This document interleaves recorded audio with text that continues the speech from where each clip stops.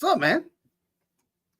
Well, I'm back, and I'm glad I'm back with you. And we were able to talk a little bit of football. I have a good question for you. First off, good morning to everyone. Good morning, David. Hope everyone has a cup of coffee or hot chocolate, something to enjoy this morning with. And if it's not the morning necessarily, the afternoon. But here's to everyone. David, my question for you this morning is the NFL better with the 49ers in the playoffs or better without?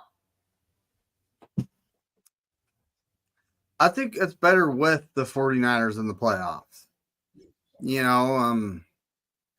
At this point, you got, the Green Bay Packers, Minnesota Vikings, these guys that did fantastic during the regular season got sent home. So did the Detroit Lions. The whole NFC North.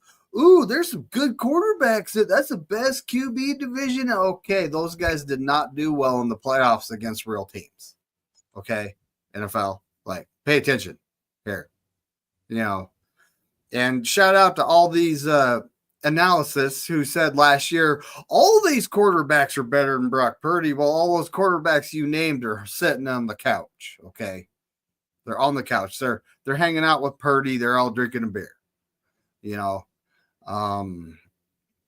and honestly, I think it's better with the 49ers because we did have some good games last year, didn't we? We came back against Green Bay and Detroit. Right now we're looking at the Eagles and the Rams today. Ew, that's dirty, ain't it, folks? But we got the Eagles and the Rams going at it today. Yesterday, the Commanders made things interesting, didn't they, Bryant? They did. Beat Detroit. They beat Detroit something fierce. And it was like Jared Goff had, I think, 4 turnovers. They had 5 total, the Detroit Lions. But 4 turnovers, just him. And he's better than Purdy if you ask all these analysis like Colin Cowherd and all these guys. Okay, Purdy has thrown 1 interception in the playoffs. Jared Goff had 3 yesterday and I believe a fumble. Yeah, but Jared Goff is a good quarterback. He's a good quarterback. He's made it to the Super Bowl with the Rams, and he's come really close with the Lions now twice. I think that was at first seeing Matthew Stafford and the Jared Goff trade. At first you're like, hey, that doesn't seem like it's fair because Matthew Stafford appeared to be more athletic, right, and the better quarterback out of the two. But Jared Goff going to the Super Bowl with the Rams, and you remember that big game against the Chiefs? It was like 42-47, or almost it was like 47-53 or something like that. They scored 100 points or something like that in the game. I call it the ketchup and mustard game, where the Rams are all in yellow and the Chiefs are all in red. But that was a huge game for Jared Goff. And I really think he's a good quarterback, but yeah, you can't throw too many interceptions in the playoffs. You can't fumble in the playoffs. That doesn't work out. You have to play your best in the playoffs, and I think that's one thing that maybe in the bigger games that's what's messed up and just hasn't worked out for Jared Goff. Because again, losing the Super Bowl, and then you look at Matthew Stafford, who won the Super Bowl. Just a couple of things that can change the game, really. And being the one that comes out on top, you got somehow, that's where you want to be at, right? So Yeah. with Goff, I imagine the Lions are going to be safe with him next year, and they'll be doing good. But yeah, it's really sad because everybody was really rooting for the Lions, and I think they were rooting for the Lions since last year's game against the Niners. The Niners, okay, we're 49er fans here. The Niners should have won the Super Bowl last year. They didn't. Maybe that was the end of our window. Maybe it's shut. I don't want to say that. I'm a fan, so I'm going to believe our window's always open. But you look at the Lions, and the Lions are kind of like that Cinderella team last year that was coming out from nowhere. And what happens? It just didn't happen for them this year. So now we got a new Cinderella team, and it's Washington. And Washington has ties to the 49ers with, Adam Peters. And we also know that it's just it's funny, because nobody wanted to let him go, and he leaves and he goes somewhere and he has immediate success. Immediate success. Because why? He was successful over here. So it makes sense. It really makes sense. So, David, my question is, is the playoffs, the NFL playoffs better with the 49ers in it or out? And I think we both agree it's better with them. I got another team for you. Are the NFL playoffs better with the Cowboys in it or out? I think they're better with them in it because the folks that produce televisions really appreciate them being in. Well, that's one thing too. They call themselves America's team, and they do have a big fan base. And I imagine that fan base is really excited every time they get into the playoffs because, if I'm correct, they haven't done anything since 1996. So with the Commanders being there and them being a foe, and the Eagles being a foe, a rival, it's probably not sitting well with the Cowboys at all. But as far as the NFL ratings, I believe the Niners being in the playoffs, I believe the Cowboys being in the playoffs makes it a little bit more exciting. I think those rivalry games back in the 90s and early 80s, I think those and even some of the 70s, there's not too many fans that can recall those games, but I think that goes a long way. If people don't know, the Raiders have a strong fan base. They have a very loyal fan base, and for whatever reason, they sell a lot of memorabilia. So it doesn't necessarily mean you have to win, to have loyal fans or to sell merchandise. But David, with the Broncos, because Broncos were a pretty dominant team, like overall, throughout the years and stuff, they're usually in the playoff mix. They were there this year. The Packers were there this year. Vikings, they were there this year. Lions, hey, shout out to the Lions, they got somewhere. Tampa Bay Buccaneers have recently been there. Eagles recently been there. So it doesn't seem like teams that aren't normally, in the mix are just, it's not a bunch of wild card teams. It's a bunch of regular teams. So for this year's NFL playoffs, I think the Commanders have a good chance for America to jump behind them and say, hey, we want the Cinderella team to go. We've already seen the Eagles.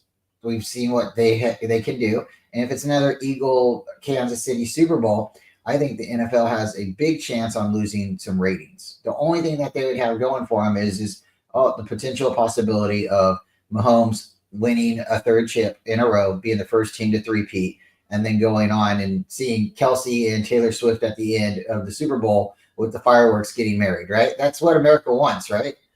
Shout out to everyone in the chat. But I really strongly think that this year's playoffs, it being rigged is getting a little bit more clear to see. And if you love the NFL like I do, like David does, I think we do need to make some noise. I think we need to say stuff because if you watch the Chiefs game, the Texans and Chiefs game yesterday, there's always some hits. There's always questionable calls. And at a certain point, you got to let them play football. And if it's not a flag, it's not a flag. And if they need to pick up the flag because it wasn't a penalty, then that's what they need to do. There was a couple of questionable calls yesterday. Helmet to helmet hit on Mahomes. He was hit in the chest. They picked it up. Mahomes only got hit like twice, and both times he got hit, it was a flag. If that's what the NFL wants to do is push the Chiefs into another Super Bowl and crown them, then why are we playing right now? Let's just crown them now, and let's everybody heal up and start the draft process and start looking around. David, give me a team that you think is better in the playoffs for the NFL ratings. It could be AFC or NFC. I honestly think it's like the Ravens. I think the Ravens, they have quite a fan base, and Lamar Jackson is fun to watch play, right? Especially now that he's had some years under his belt and he's gotten better at throwing the ball. we've seen him during the regular season make some mistakes at crucial times, but he learns from them. So I think the Ravens being in the playoffs is a good thing. I think the Steelers also too, though. Yep. Even though they were first round exits, I do think them being in the playoffs is a good thing. Mike Tomlin has not had a losing season. Yep. You know, right now he has quarterback and offense issues, but that's up to him to figure out, right? Yeah, those are three good teams right there. You have the Steelers, the Cowboys, and the Niners, who all have 5 Super Bowl rings. The Patriots, you know, you got to give them their credit for what they were able to do. But coming from a family that has a lot of Raider fans in it, I look at the Patriots and think, you didn't really do it. You are the Chiefs before the Chiefs. I believe they got lucky with the Tuck rule. And from there, the NFL tried to cover it up a little bit and try to, oh, no, they're a good team. They made it there for a reason. They got a lot of help, too. Tom Brady, hey, he's a great quarterback. You want to call him the GOAT, you can call him the GOAT. But he got help. He got help a lot. When his knee injury happened, they completely changed the game. He got lucky because he came into the league where they changed the rules on tackling. They changed the rules on the 5 yards. They changed so many rules right when he was transitioning. So if he had to play like how Steve Young had to play, or Troy Aikman had to play, or even Terry Bradshaw. Terry Bradshaw literally got picked up off of his feet and dipped on his neck. That ain't wrestling. It's not wrestling out there, folks. It's football. And football has changed dramatically. And it's gotten lighter and lighter. And here in the next couple of years, I imagine seeing flags on these guys. And it'll be flag football instead of tackle. The way they're changing special teams, it's getting really crazy. But yeah, shout out to the Steelers and Tomlin. I don't think anybody thought, Russell Wilson was going to lead them to the Super Bowl, but to the playoffs. I think that was surprising as well. I don't know what they have in Justin Fields, but I know that with Russell Wilson right there, dare I say it, he can cook over there. Is he going to be their future forever? No. I think he threw some passes, though, that could have been caught in that game, and his wide receivers let him down. So it does take two. It takes two. David, how's your thoughts on the Chiefs this year? Do you feel like they're getting help? Do you feel they're the same super Chiefs, or do you feel like they're getting, well, I kind of said it, super help from the refs? Well, if you haven't noticed, during the Corey Davis 49er Wednesday shows, when I say the Chiefs, I mean I've been saying the Chiefs and the refs. Yesterday's game, the Texans outgained them in yards big time. They held them to like 220, I think, ish yards. The Texans, they didn't score a lot of points. There were a lot of timely flags that really helped the Chiefs. So, is it rigged? I'm honestly thinking they're not even trying to hide it anymore. Come on, NFL, do better. I mean, that's just what I'm thinking. If you have these things in your face and you watch the game, they got a lot of help yesterday. They shouldn't have won that game. It would look really bad. It looked really bad for, the Texans to come in there and dethrone the Chiefs. This is a game that they've been pushing for. And right now we just have to wait and see. Is it going to be the Ravens and the Chiefs, or is it going to be the Bills and the Chiefs? We know the Texans are out, so there's only 3 teams, who can make it.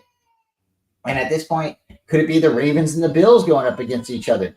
So this again is it's all coming together again, David, because why? These teams have been in the mix for the last couple of years. The Bills should have won that game a couple of years ago, but what? They lost it by like 3 seconds or something like that. And what happened there? They changed the rules again, didn't they? It's just one of those things. They're trying to push to a certain point. And I really think the Bills and the Lions had a great chance to make it there. But since, the Lions kind of did what they did last night, they played well. They could have won the game. There's just some moments in it, right? But now we have the Bills and the Ravens. The Ravens already won the Super Bowl. Lamar hasn't won it, so is the league going to push for Lamar to win? You know, a running quarterback, passing quarterback. He's probably the most elusive and dangerous quarterback since Mike Vick, Steve Young.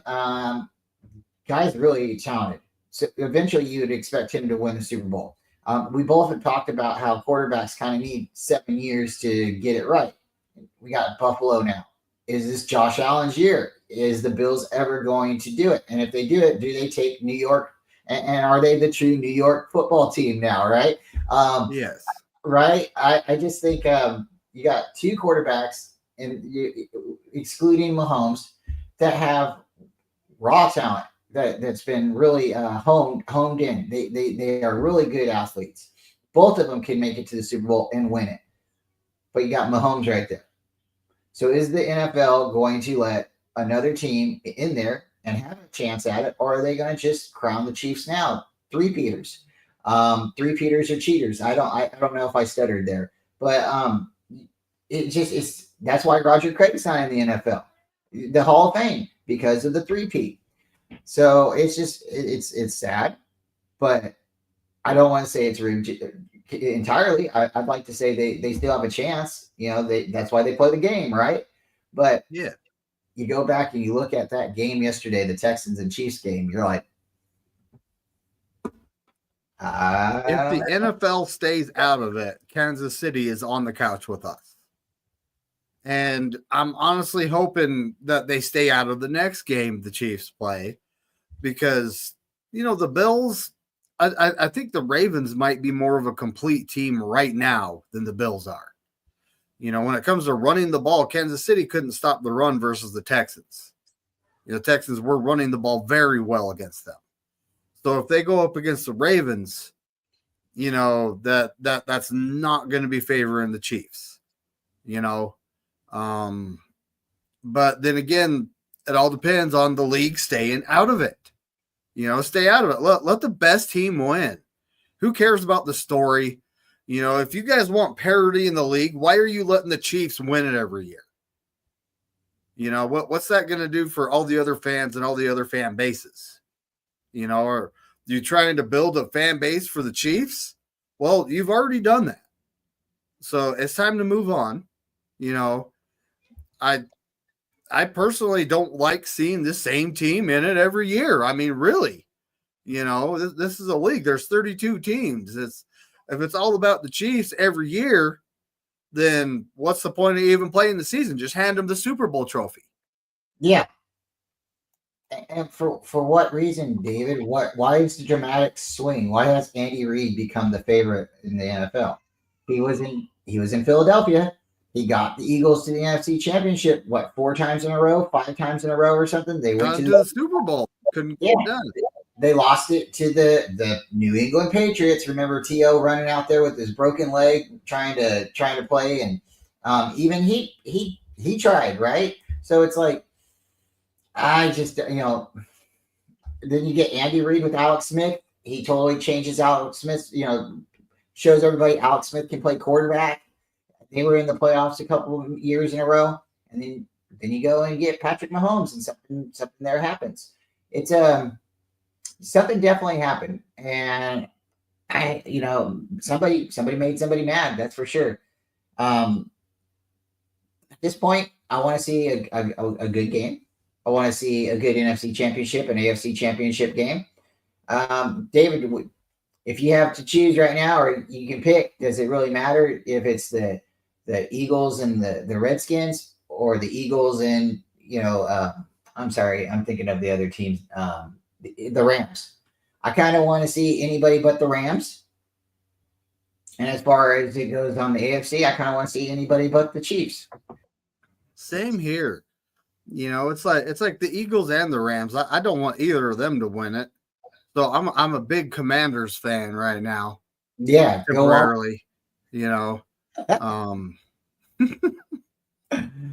I think everybody's saying go Washington. And again, that's the league kind of pushing its narrative. You have a rookie quarterback, a Cinderella team coming into the league, a new GM, hey, look what happened in San Francisco. Everything's kind of falling apart there, and these coaches are going other places and having luck. D'Amico Ryans, he takes his team to the playoffs. Gets into the second round of the playoffs. But you start looking around, and you're like, what's going on? And again, Niners aren't in the playoffs this year. It's a little funny and convenient, isn't it? All the injuries that happened, the Super Bowl hangover, people getting mad that players didn't get re-signed and they're playing in other states now. I think that's another big deal. I think that's another huge issue is the 49ers locker room, in a way, felt maybe betrayed or insulted. They didn't bring back Armstead. Sure, he was asking for more money. At the end of the day, you don't really know what the bargaining is between another employee and the management. You just know, hey, that's your coworker, right? And at the end of the day, you just want your coworker back. Now, sure, you want to get paid too, but again, you can't look in someone else's wallet. People do. It's not right. You shouldn't look over your neighbor's fence either and see if the grass is greener. You want your grass greener. Quit peeing in the yard and start watering it, right? I mean, there's ways to do it. You want to be more successful, you have to take a step and you have to try it. But sometimes if it's all about money, and that's what it comes down to with a lot of players, it's all about money, they choose to leave. And this time, it wasn't all about money. It was the Niners just didn't offer Armstead enough. And I think that really made the players upset. I think them playing around with Ayuk this year, saying, okay, well, if you're not going to sign, then we're going to go ahead and draft a wide receiver to replace you in case you don't sign. Well, that was the plan, David. And then he got shot, right? That kind of went sour for us. And then we had to sign Ayuk because our player that we were going to say, hey, is your replacement is now unavailable. So I think there was some serious issues. And whatever Debo's doing on the offseason, him coming into camp overweight or underweight, he's got to figure it out. He's got to figure it out if he wants to be an NFL player for the 49ers or the Jets or wherever he wants to go play, right? It's you gotta be true to the goal, right? And the goal is to win a Super Bowl. Unless they already know that they're not going to win a Super Bowl. They've been sent an email, company email, and they said, hey, the Chiefs are going to win this year again. So you guys just go after your stats, your accolades, and just do you, right? Just worry about you, and as much money as you can make it, right? David, I don't want to say it's rigged, but it's starting to look more and more rigged. It really is. Maybe the script writers have it for the rookie quarterback to actually win a Super Bowl because that hasn't happened in NFL history. And there is one rookie quarterback left in Washington, right? Maybe the script writers have them beating the almighty Chiefs in the Super Bowl. Maybe, I mean, it's just, it's gotten to the point, it's like I said, I think I send you a text probably months ago during the regular season. Like, I don't like the NFL is not even trying to hide it, because I was watching the Chiefs win a game that they shouldn't have won. There's many of these. And it's like, I don't think the NFL is even trying to hide it anymore. Like, this is ridiculous. Jason the captain pointed out that the head ref has been the ref for the last Chiefs 8 games. All right, pull the plug on that. Get someone else in there. What is it? Seniority? He's been in the league. He's got the most tenure, so he gets to coach, rep all the Chief games. Hey, this is my favorite team. We're definitely going to be calling the calls for this. I make sure that Mahomes isn't going to get hit because my little boy, he likes him. I don't understand why they don't rotate the refs. And I understand they have ref crews, but why wouldn't you break up the reffing crews and say, okay, I know you like working with David all the time, but you're going to have to go work with, Samantha over here, because there are female refs now, right? So I don't understand why they're just trying to make it easy for people. You get to travel together. Regionally, you get to travel to these areas. I do know that Stockton had a principal at one of the high schools here, and he used to be a referee for the NFL. And I don't know how it worked out. I didn't go to that high school, but it was pretty exciting to me. I didn't get to play against the football team one year. That ref is a Bengals fan since the Maybe that 80s. one. Let's see if I can No, show it. that's Roger Goodell, buddy. Although I can't find the pictures of him in Cincinnati Bengal gear anymore. I looked those up after we lost to the Ravens in the Super Bowl. So Mean says, are you guys frustrated at how the Niners haven't interviewed pretty much anyone outside of Saleh? Ulbrich is gone, but if Saleh becomes the head coach, I hope not. But if it would end up being Staley. So Mean to that, I kind of been talking to David all year. I think Staley was our defensive coach all year. I think they promoted Sorsen, right? And I don't think he really was. I think he was name only, like the head coach, the defensive coordinator, name only. When do you bring in a coach from the Chargers, right? And then the fans last year got immediately upset, and we're like, no, right? And then we said, oh, we have to do something differently. So then they gave him a title saying that he was going to be the assistant defensive head coach, assistant defensive coach. Well, you're making up stuff now, like we're creating new alphabet letters or something. I am frustrated a little bit, but I believe Saleh is their ultimate choice. I think Ulbrich is their second line choice, and I think it just comes down to they told Saleh that, hey, if you want to come here, we're going to make you the highest paid. We're going to make you the highest paid defensive coordinator. I think he has to go and see what the Raiders want. I think he was supposed to check with the Raiders yesterday. I think the Cowboys are now in the mix, and I also think that the Jaguars are in the mix, if I was correct. But now, keep in mind the Rooney Rule. All these teams have to interview guys that are considered minorities, which I think is stupid. There's a lot of good head coaches that are considered minorities in the league. There are, like Mike Tomlin's a prime example. That is a hell of a head coach right there. I always looked at it like it doesn't matter what color your skin is. If you're a good head coach, you're going to be a head coach somewhere. Okay. Yeah. But, and a lot of these guys that are interviewing Saleh, do they actually have him on their radar, or are they just interviewing him because they have to? And that's sad. They should have him on the radar. I think he's a good head coach. I think the Jets is a horrible organization. And just for a pause for that second, like what happened in New York, Saleh went after Zach Wilson, who the 49ers were looking at. He knew it. He was already here in San Francisco. They were talking. Kyle and him were talking. So Zach Wilson become the Jets' first round pick, right? After the Sam Darnold experience, the Niners wanted Sam Darnold then. The Jets didn't trade him to us because he was supposed to be their backup plan or something like that. The whole Wilson and Darnold experiment didn't work for Saleh. Saleh's, his defense was good, but then when he goes and gets Aaron Rodgers, the first play, was it the first or second play of his season a year ago? He tears up his Achilles, I believe it was. Yes. How do you survive when you're paying that much for a quarterback who is that opinionated in the entire league? I mean, that guy's he goes on the Pat McAfee show and talks, and everybody he just talks about everything and whatever he wants. There is no filter on that guy. The league thinks he's crazy because of some of his psychedelic experiments, his his relief, his relaxing, his rehab, right? We'll just say it like that. But for whatever reason, he is who he is. He's a quarterback. He's just getting in front of a microphone and being able to give his opinion a little bit, maybe more than he should too, right? We know more about these players than we should know because of how social media is nowadays. People can get in front of any camera like what we're doing now and just blab, blab, blab, right?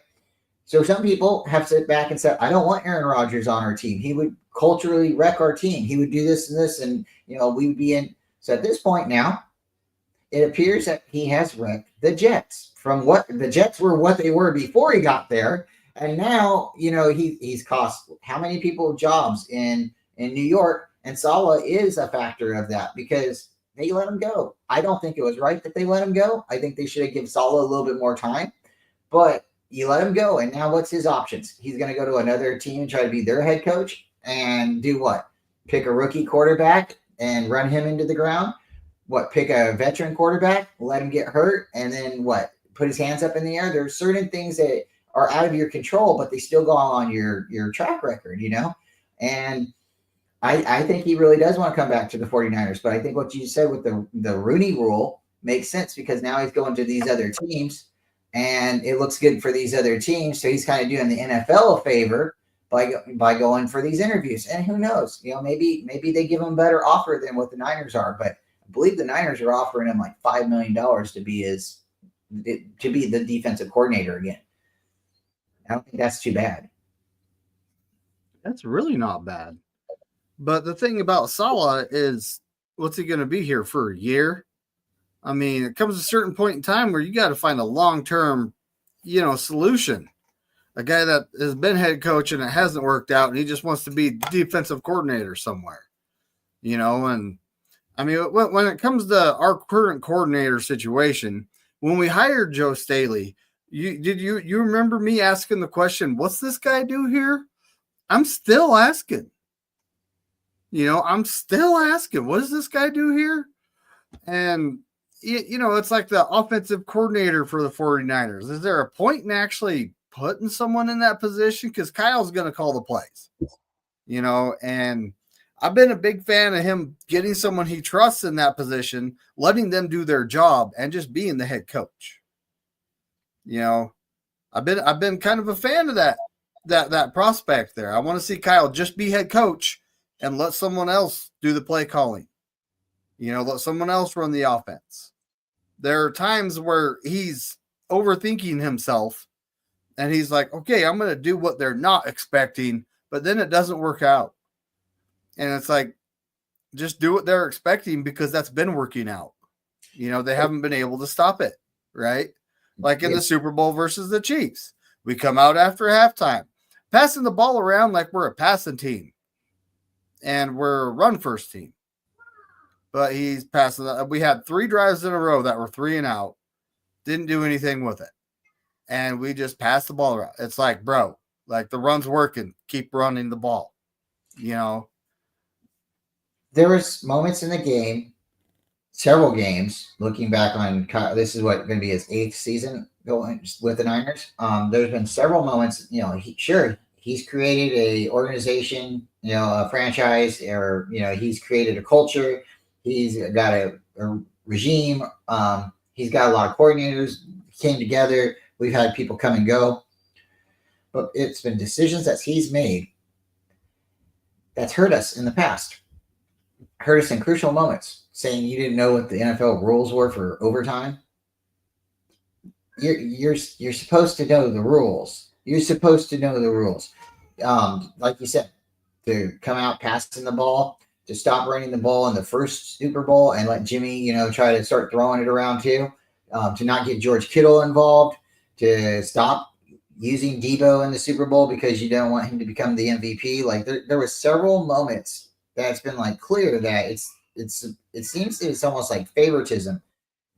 If we would have kept running the ball in the Super Bowl, who knows? The Chiefs probably wouldn't have beat us, right? Because you don't have that play where Jimmy's closing his eyes and throwing the ball. You don't have the overshot to Emmanuel Sanders, or Emmanuel Sanders. You just don't have certain spots like that. And prior to that, he's kind of had the same moments with the Falcons in a Super Bowl. And it gets to a point, it's like you're making the same mistake. When you keep making the same mistake, you have to change, or you need some kind of help. The Eagles game, the NFC Championship game, these are all things other people have said as well. So I'm not really throwing out something people really hadn't heard before. But the Eagles game, when the interception happened, you're not even looking. You're looking at the play call so you can see what you're going to scheme up next. But if you were actually being a head coach and watching the game and not worrying about what the next, like David, you're the head coach, right? You're Kyle Shanahan. You created this playbook, right? You hand it to your offensive coordinator and say, okay, we script the first 20 plays together. I like these. You show me what you like. Let's merge it together, right? After that, you start calling the plays. If I want you to adjust or, do something, or I'm going to say, hey, I'm going to come over here and suggest, but you're the offensive coordinator, right? I have a defensive coordinator. Same thing. We script whatever we need to do. We're going to do this kind of style for the first, and then we're going to switch it up a little bit. But you're the one who's in charge. I'm standing back and I'm managing all the coordinators. I'm the head coach, the head coordinator, right? You are, David, because you're Kyle Shanahan. Why wouldn't you have more time to focus on the game if you let these guys do their job? Why have these guys on the field if they're not really doing the job, and you're the one saying, I'm running the defense, I'm running this, I'm running this. This is why we didn't get Vic Fangio last year, because we didn't want to change our scheme. Why not change the scheme? Everybody's catching on to us. Now this year, everybody knew how to play against the 49ers. Everybody knew how to stop us. Everybody knew we were going to, attacking, who the Mike was. Everybody knew everything about us. And then injuries started happening. And our lack of depth showed up. And a lot of that has to do with, like, if you draft well, then typically you have a good amount of depth going on. You make a trade, you trade a late round pick for a defensive lineman, or it's subtle moves like that help your depth, right? But then, like, 2022 and 2023, what do we have to show for those drafts? We drafted 2 tight ends. Braden Willis barely able to crack the roster. To Cameron Latou, the guy we got in the 3rd round, didn't. Shout out! I still have a rookie card. I don't know if it's going to ever be anything other than a card, but yeah, Cameron. And we have Brock Purdy, the last pick of the draft in 2022. Where's the rest of the guys? 2023, we have D. Winters, who's actually showed up pretty well, but might need to adjust his playing style a little bit because he seems to have some injury issues. But beyond that, what do we got? 2024, all of a sudden, we draft well. Adam Peters goes away and we draft well. What's up with that? Like, it's those 2 years of us just missing on guys. It really hurt the depth of this team. And that showed this year when we lost key players. We lost, had some injuries, lost Greenlaw. All of a sudden, our linebacker depth is severely being tested. We lost the rookie Bethune, who I think could have came in and made a difference instead of, DFF. It's just, it's all about how deep is your team? Do you have guys you can rotate in that will help? And we really don't. Because of these big contracts we have to be cheap. We can't sign guys that are quality depth because those guys are getting signed by other teams to be starters or, and it hurts. So we need to draft well. And, even in 2021, I don't think we ended up with much. And it hurts. You can't have several drafts in a row where you just bomb it and then keep on going. Oh, this team has got really good. We got enough. We can draft like this. No, you can't. Not if you're going to sustain success. If you're going to sustain success, you have to be good at drafting players. When they did the move for Trey Lance, I wasn't against it. I wasn't for it. I don't have an opinion really on it. I don't make a decision on it, so it's not going to what I say or what I think. I'm just going with the flow. I want to root for the team, right? So this is a quarterback we're going to get, and he's going to be the next guy, right? But we don't get rid of Jimmy Garoppolo right away. So obviously we're not starting this rookie. Then he gets hurt. He gets hurt in a preseason game. That's bad. When you get hurt right away, it's bad. It's bad look, right? It's like somebody who gets their driver's license and then wrecks their car the first, time out by themselves, right? It just, you're like, oh boy, who do we got here now, right? So we were supposed to build the team around him, and we started building the team around him. Remember with Jimmy, we were running the ball like 10 to 12 minutes and a clock. We were holding a quarter, completely dominating time possession. We had a 3-headed running back attack. but we weren't a passing team, right? And everybody was super mad that the Niners weren't a passing team, right? Nobody was fearing Jimmy Garoppolo. We didn't even have wide receivers that could catch the ball, right? That's how good of a running team we were because our wide receivers blocked. They knew how to block. They just couldn't catch the rock, right? So we don't stick with Trey Lance because of those decisions and him getting hurt and keeping Jimmy Garoppolo and then him getting hurt. So we kind of are at a certain point where like, what are we doing? We let Trey Lance go because, like you said, he got hurt. Jimmy got hurt. And now Brock Purdy, this guy that we were like, whoa, we're just going to keep him because he's cheap. And, last pick in the draft is kind of a funny thing, right, to have the title. But, yeah, we're going to keep him because he's a little bit better. He's the better quarterback out of the ones that we had in camp, right? That's what it appeared to seem in preseason. And, again, when you have preseason and you get hurt in preseason, what's your best availability? Being healthy, being able to play. If you get hurt, then you're not, oh man, you just have a name on the back of a jersey and you got maybe a contract and the team looks at you like you can't help them. You can't help them at all. So we let Trey Lance go. And at that point, we were already in the transition of transitioning our team to a passing team. We got wide receivers now, and we got different type of running backs. We're not doing a 3-headed running back attack. We're not running the ball for 10 minutes or 12 minutes a quarter. We're not keeping the ball that long in a quarter anymore. There was times where the other team didn't even have the ball for 15 minutes. Kyle Shanahan has had those games where the other team didn't even have the ball for a full quarter. So I don't understand if we could do it then, why can't we do it now? It was because we were changing our offense. So what my big point is if we were to go after a quarterback like Aaron Rodgers, and we see that he's not as mobile as he used to be. If we was to go after a quarterback maybe like Kirk Cousins, he's not as mobile as he used to be either. We had Sam Darnold, and we see what Sam Darnold is when he has a pocket. The Minnesota Vikings, they give him plenty of time out there. He did get sacked a lot, so when he didn't have their offense had to shuffle some players around. When he did get sacked, it significantly hurt their team and their chances of winning. But when that guy had time, and we seen it against us in the 49ers game earlier in the season, he could throw darts and he could throw it. One play can change the game. And he did it. They were a good team and they got beat out of the playoffs because of, him making poor decisions. But my point is if right now we don't currently have the passing offensive line. We have a running offensive line. And Kyle's trying to make it work. And I don't ever see it working like that. There's a passing offensive line and there's a running offensive line. Typically, they're not both. And that's just typically how it is. And for us, we have the shorter, stocky guys. We don't have taller guys. And here's an excuse. Brock Purdy can't see over the guys. They're too tall. Well, get a different quarterback. I'm not a Brock Purdy hater, David. You know that.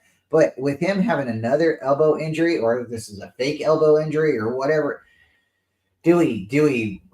man, if you get into an accident with a car and then you go get the car fixed. And then you now hold on.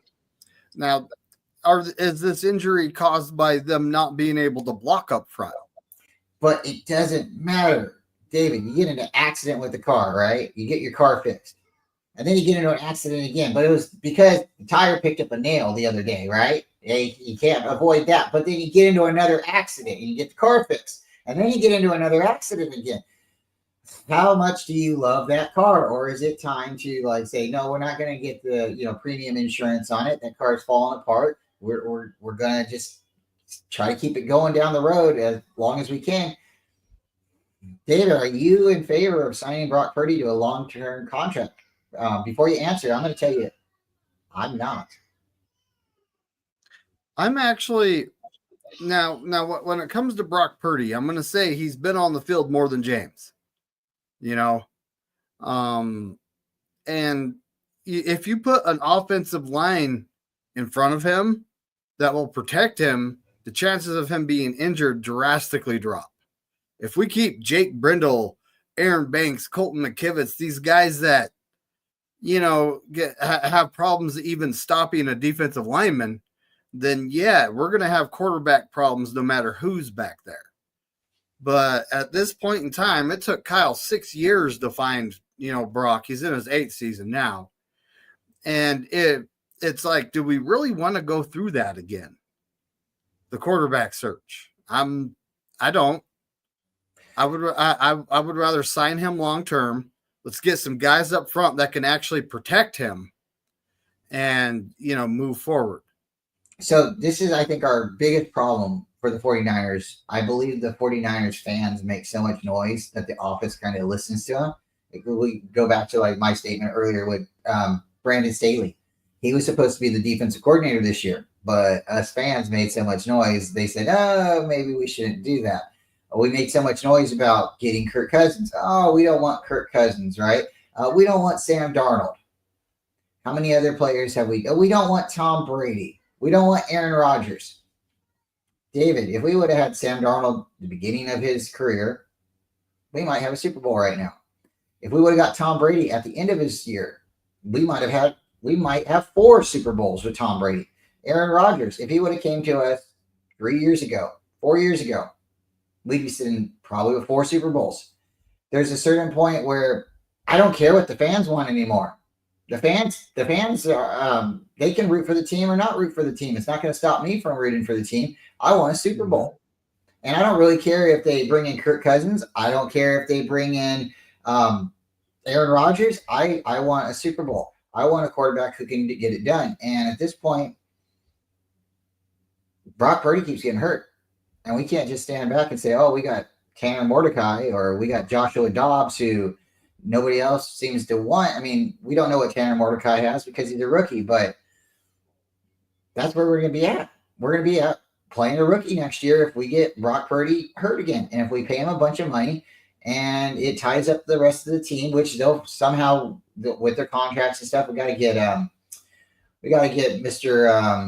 49ers Cap back on. We got to get him back on so we can talk. But the Niners are going to have to really make a smart decision with Brock.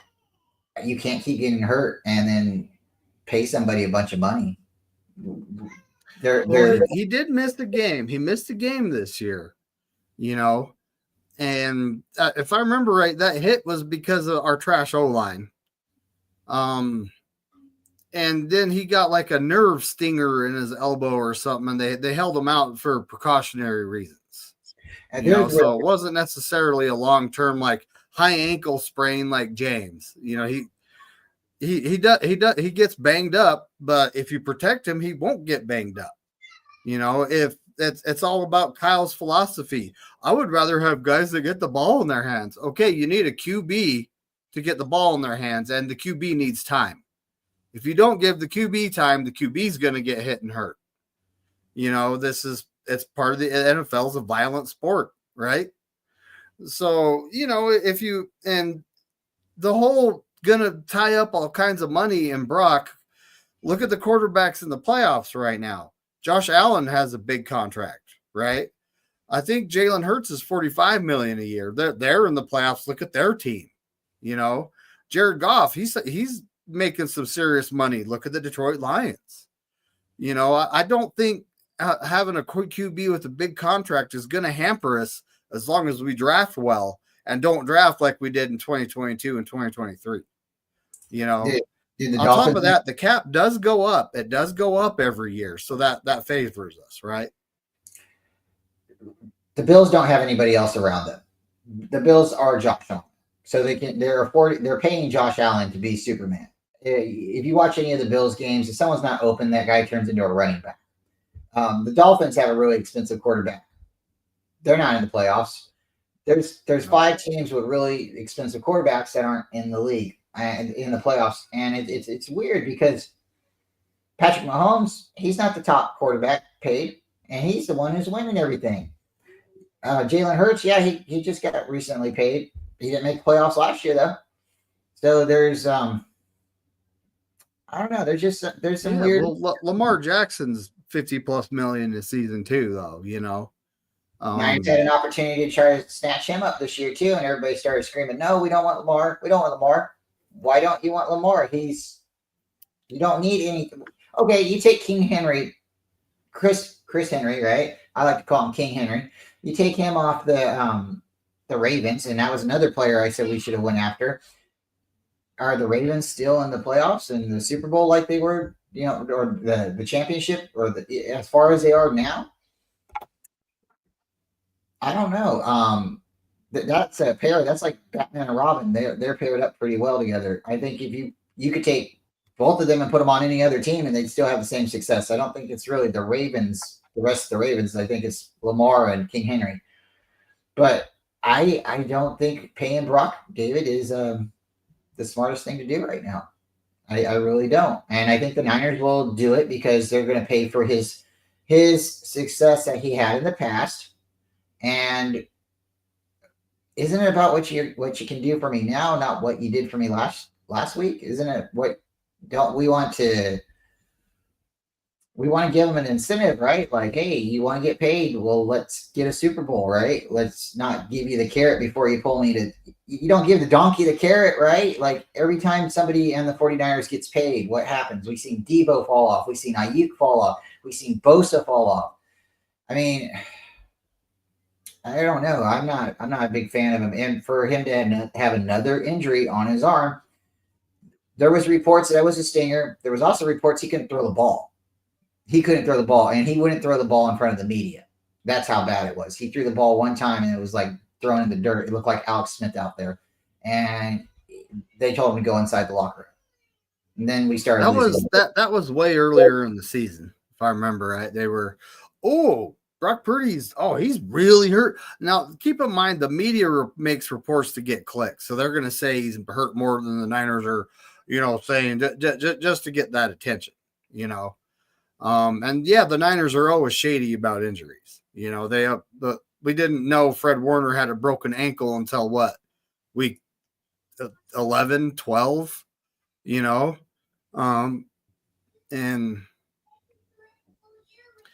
And yes, Steve is making a point here. 6 to 8 QBs this week, over 45 million. And Jaden Daniels on his rookie contract. No, he doesn't count. But there are teams that are paying quarterbacks and still sustain success. So why can't we do that? But I'm all about keeping Brock Purdy healthy, and you put a decent center, a decent left guard in there, and McKivitz would be the weak point, but all of a sudden those guys ain't rushing up the middle and ain't in his face, and he can see to his right side. He's right-handed quarterback, so he can see to his right side. So I don't know what the Niners are going to do this offseason, but it's time to start valuing the trenches, especially if you're going to pay a quarterback going forward. You need him to be on the field. And you put a trash offensive line in front of him, how's he going to be on the field? Look at Joe Burrow. You know what? He got hurt, right? He misses games, and it's because they have a trash O-line. You got to put an O-line in front of your quarterback for this to work out. The Rams, they spent money on their O-line. They upgraded their positions, right? And if you look at them right now, they're not looking like a bad team. And I absolutely hate saying that. But, that they have a couple good wide receivers and then everybody else. But they're actually being productive. They're scoring points. Their offense looks good because they're keeping Stafford upright. So we got to keep Purdy upright for everything to work out. That's one thing right there. It's like we missed on Stafford, and if we would have got Stafford, I know a lot of people at the time, I don't want Stafford. No, because he's from Detroit, right? And he's had injuries as well. And I made a good point about the injuries. The guy had a broken back. Detroit let him get his back broken, so it wasn't that bad. He recovered from it, but I mean, when you break a bone in your back, that's. I mean, hey, Stafford is a tough guy, right? So that was something that we missed on. We've missed on quarterbacks at moments because the fans have said, no, I don't want this quarterback. I don't want this player. And we've held out and said, okay, we're gonna be friendly to our players and show them that we care about them. Who's the center that got married? And we weren't sure if he was Alex Mack. Thank you. And why? because we didn't decide at that point we need to have a replacement. We need to have somebody to step in behind him. Oh no, we got a bunch of swing players on the offensive line. Somebody can do it. And then this year as well, we go and get a center from the Giants. I can't think of his name, Feliciano, right? And we get a center, and we don't use him at all this year as center because he had a knee injury. Yeah, supposedly. And I mean, Brindle has been a career backup, and all of a sudden they expect him to be, a good. Forrester even said, "Oh, I think Brindle's pretty good." Now, being a coach, you're not going to dog your players to the media. Okay, let's be honest here. That's probably why he said that. But when he said that, I was like, "Are you watching the same games, like in the same universe as me? Are we in the same dimensions here? Are you on this parallel dimension over here watching it where he's good and then coming back here? Like I'm seeing Brindle get blown up. Oh, he's not allowing a sack. Yeah, because Purdy sees it coming and squirts out of the pocket. Yeah, there you go. There's why his numbers are. Oh, he only allowed so many sacks. Okay, that's fine. Are you watching the game while you're saying that, or are you just saying that because that's what the stats say? Because I see him getting blown up. I see him making a protection call, and then the right side being overloaded. Pooney taking on two guys. McKivitz getting ran around because he can't decide who to block. He's got too many guys coming. While Brindle is over there putting a hand on the guy that Aaron Banks more than has handled. It's like, okay, Brindle, you see what's going on. Why didn't you slide to the right and help those guys out? So David, like we talk a lot about like Purdy, and his contract, and I bring it up a lot, and I don't want to be just saying the same thing everybody else says. I have my own opinion as well, but with us obsessing over how much a quarterback gets paid, it kind of goes back to like last year when we had an opportunity to get Lamar Jackson, and everybody, oh no, we can't afford to pay him. Look at this and look at that. Well, we both have made a point in this show, and we've said a couple quarterbacks scramble out from behind the offensive line and turn into a running back. We have Josh Allen. Hey, if the Niners could pick him up, that would be great one day, but I don't think we're ever going to be able to pull him away from New York, right? He is kind of New York. I think they put his face on the flag. The real New York team. Yeah, the real New York team. But with Lamar Jackson, if we would have been able to get him and he would have been running behind our offensive line, he'd be doing the same thing he's doing in Baltimore right now, minus King Henry, right? But we might have been able to get him too, because it seemed like those two guys wanted to play together this year. It seemed like they wanted to come together. So again, worrying about how much a quarterback gets paid, okay, but you have to pay the quarterback who can do all those things. You have to pay a quarterback who can do that and doesn't end up getting hurt. When you get hurt and you keep getting hurt, what's going to happen? I think the betting odds of you getting hurt is going to go up. And what's great? Paying now, Bryant, let's look into this situation a little deeper. But real quick, what do we do when we got D Ford? He got hurt, but we paid him, right? And then he was on the books forever. So we go. He was on the IR the whole time, pretty much, buddy. So if you pay somebody like Brock Purdy and he gets hurt right away, it could happen to any quarterback, right? You've seen it happen to Aaron Rodgers a year ago. But that's what I'm saying. If you pay a quarterback who's already been hurt like this, you're asking for trouble. But he hasn't missed a whole season. He hasn't tore his ACL like James Richard Garoppolo. He didn't get a high ankle sprain like in 2020 and was out most of the season. He hasn't missed a lot of games. He's missed, I think, 2 games because of injury? So when it comes down to it, I'm saying let's look into the situation further. So we'll rewind time. We get James Richard Garoppolo. Our offensive line is trash. He gets a torn ACL. Yep, because he went running. Okay? Right? 2020, our offensive line is trash. He gets a high ankle sprain, right? Yeah. 2021 comes around, and James, he ends up getting hit. He has something with his foot and like a torn ligament in his thumb in 2021. Again, he's injured, right? Our offensive line is trash. 2022, Trey Lance is our starting QB. He has a RPO called, and he chooses to run up the middle and gets hit by a defensive lineman and destroys his ankle. And then, later on in that season, the Miami Dolphins pass rush gets through our trash offensive line. Again, what's the factor here? Our trash offensive line. He tries taking off running with 300 pounders hanging off of him, and he's done. Right. So then, we're in the playoffs in 2022. We put a tight end that's not known for blocking against Hassan Reddick, which is insane. And Hassan Reddick's going for the ball and rakes his elbow, and that's where the UCL injury happened, right? And that's why again, trash offensive line. 2023, Brock Purdy, he gets us all the way to the Super Bowl with this trash offensive line, and we didn't end up getting it done, right? Yeah. This year, Brock gets hurt because he's getting hit by defensive linemen because of our trash offensive line. What is the equation all throughout the Shanahan history of why our QB is getting hurt? The trash offensive line. Somebody doesn't feel like our line is as horrible as it is. And I think it's overlooking the fact that we were a running team transitioning to a passing team, and we didn't have all the pieces in play. And we were hoping that our mobile rookie quarterback, who was supposed to be mobile, who wasn't as mobile as he appeared to be in college, or as I think that's our problem right there. Is we went for Trey Lance and we weren't all in on Trey Lance. I think that's truly our problem.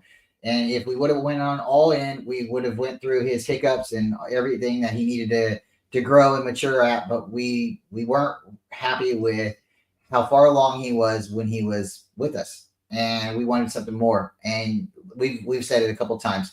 7 years for a quarterback, they start to figure it out. 7 seasons, folks. It's going to take 7 seasons, and then you might have some success here and there, but after that 7th season, you should have a really good guy. So, David. Well, Tom Brady wasn't that guy that could carry his team until his 5th, 6th season. Let's be honest here. Brock Purdy, he just finished his 3rd. So, should we sign him to a $50+ million contract? We haven't actually spit a number, Bryant. This is something we're not doing because it's not a us problem, folks. We're just saying, should we pay him? Shouldn't we pay him? I think we should. He's only in his 3rd season. He could still become that guy that could carry our team. He could still be that guy. And we're not going to know that until his 5th, 6th season, though. That's when quarterbacks really start to be that guy that can carry their team. But you're at this point in the NFL where all of a sudden you have to pay a guy on what he's done over the last 3 seasons. And, moving forward, you're going to have to pay him, period, if you want to keep him around and find out. So that's just something we're going to have to do. And it's up to the 49ers brass to put outs in the contract in case he's not that guy. But I think he could become that guy still. I think he has what it takes when mentally, he doesn't have the cannon arm where it can throw 150 yards. No, he's not 6'8", 300 pounds. He's not going to run over defensive linemen. No, but he's still a really good quarterback, and keeping him upright should be a high priority. But, Shanahan actually said, I think, or Forrester actually said, I would rather have a guy that gets the ball in his hands. Okay, how are you going to get the ball in that guy's hands if your quarterback's getting hit and hurt? All right. Final 2 questions. Right? Final 2 questions. I agree. Thank you, everyone, for coming. But I want David's final thoughts on this. David, you are the 49ers. You're not the fan. And you have the opportunity to pick the number 1 draft pick. Don't tell me a name. Tell me a position. Who are the 49ers drafting this year with their 1st overall draft pick? Defensive line. I knew it. Now, you're David. You're a 49er fan. You're Mr. McNiner. Who are you drafting with the number 1 overall pick? Not a name, just the position. Offensive tackle. Thank you. So, folks, I totally agree with David here. The Niners are going to draft an edge rusher or a defensive tackle. We need help for Bosa, right? The defense needs to be stronger because if we can't stop the other offense, it's kind of one of those things, right? You can't win. You can't win if you're not scoring, and you can't win if you're not stopping the other team from scoring. Everybody, thank you for coming. Please check us out. Hopefully we'll be back next Sunday. If not, check us out on David McNiner's channel. We do things together sometimes when I'm off, and I have a crazy work schedule as well. So when I have time, I try to jump on. Everybody check out the playoff games today. I think the first one starts at 1, and then we have the later game. And my final thoughts is there's been multiple quarterbacks the Niners could have went after, but because we didn't like somebody like Baker Mayfield or what's the guy from the Eagles backup, not the Eagles starting quarterback, Carson Wentz. We don't like him either, right? There's quarterbacks out there that the Niners could have had that could be playing, but we just chose not to take the time or put the effort in. And right now we have Brock Purdy, and we're going to stick with Brock Purdy until otherwise. And Steve-O's got some artwork going on he wants to show off if you want to bring up his comment there. It says, Steve-O, bring up my logo. Okay. Look at that bad boy. Yeah. Thank you guys again for coming. Everyone who is in the chat or is watching later, we appreciate it all. If you like, leave a comment. Tell us what you think. It's always nice to get feedback, and appreciate y'all. I agree, again think the Niners are better in the playoffs. I think the NFL is better when the 49ers are in the playoffs. I think it's better for ratings and everything. If you choose to think that the league is rigged, well, probably not alone. And with that, I'm not going to continue to keep you any longer. Go grab some coffee, enjoy your family. And with that, go Niners as always. David? Hey, it's go Niners and F all 31 other teams. We'll see you next time. And remember, folks, you're not just playing the Chiefs. It's the Chiefs and the refs and the Swifties and the script writers. That's who you're playing when you play that team.